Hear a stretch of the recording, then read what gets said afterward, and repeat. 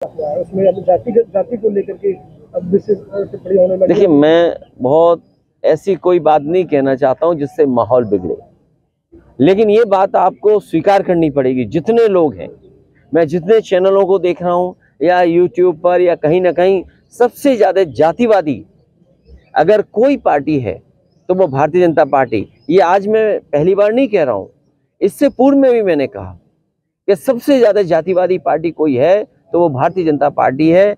उस घटना में भी लाभ लेना चाहती है राजनीतिक, और तब जब पूरी की पूरी गलती भारतीय जनता पार्टी की सरकार की है।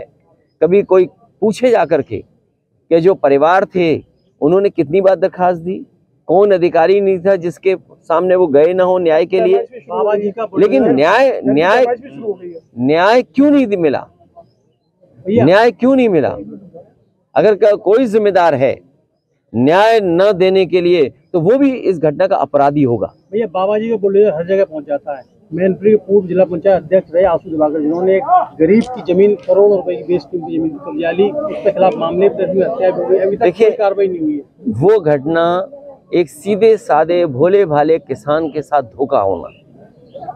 एक सीधे साधे इंसान से आपने जमीन खरीदी, एक चेक दे दिया, और उसके बाद उस भोले भाले इंसान से ये कहा आपने, किसान से, कि चेक में कुछ लिखने में गड़बड़ी हो गई। आपने उससे चेक 6 करोड़ का वापस ले लिया और उस चेक को फाड़ दिया आपने।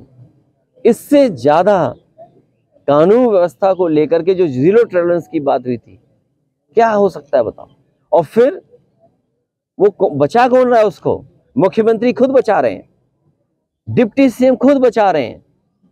जिसको मुख्यमंत्री बचाएगा उस पे क्या अन्याय होगा, क्या न्याय मिलेगा उसको, परिवार को? वो सोचो।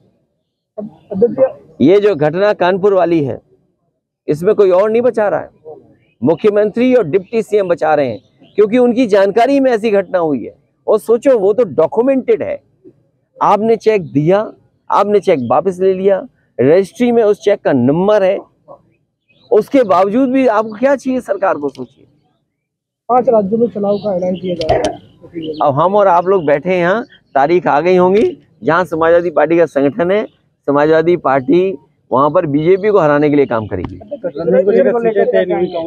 बहुत जल्दी मैं समझता हूँ उसका भी निर्णय हो जाएगा। चाचा ने कहा था कि सांसद डिम्पल यादव जी वो मैनपुरी से चुनाव लड़ेंगे, इसको लेकर इसमें क्या खराब बात है भाई? पार्टी जब बैठेगी, तय करेगी। यहाँ समाजवादी पार्टी लड़ेगा, सवाल नाम का नहीं है, समाजवादी पार्टी लड़ेगी। अच्छा, इजराइल और हमास में जो युद्ध चल रहा है, उसमें कुछ देश तो इजराइल का समर्थन कर रहे हैं और जिसमें भारत भी है। देखिए, बड़ा सवाल यहाँ मत पूछो।